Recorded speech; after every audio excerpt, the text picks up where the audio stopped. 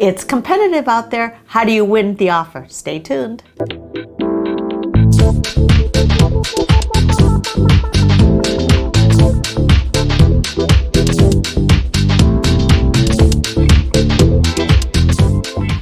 Hi, it's Lydia Gable, and it's time for another Tuesday tip.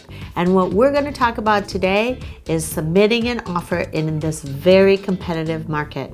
What we're seeing is there isn't a lot of inventory on the market, which we've been talking about, but when you're a buyer and you're out there and you love a home, chances are there's 2, 3, 4, 5 others also. So how can you submit an offer that's going to be attractive for the seller to accept? So very important is that you submit a very clean purchase agreement. And what does that mean? It means giving the seller the terms that the seller is looking for. So hopefully your agent will maybe call the selling agent, the listing agent, and find out what is the seller looking for. How long of a close of escrow? Where are they going? What's important to the buyer, to the seller?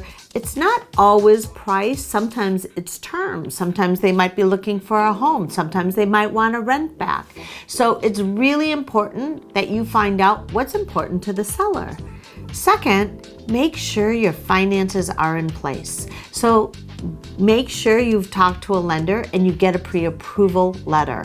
Make sure you have not just a pre-qual, that a pre-approval, that a lender has looked at your credit score, looked at your finances, gone through preliminary underwriting, and make sure that they've really confirm that they can get you a loan and that you've submitted your W-2s or your tax records. Very much there's a difference between a pre-qual and a pre-approval letter. Submit your proof of funds for down payment. So clean offer, submit something to the seller, pre-qual.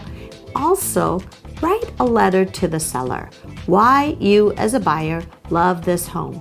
Who's your family? Why do you love the home? What do you like about it? Sometimes a seller really wants to sell the home to a young family or to a young couple or to somebody retiring. Like, you never know what the emotional pull is, and your story might have an emotional plug for the seller. So it's really nice to add a little personal touch, include a photo, include a little bit of information.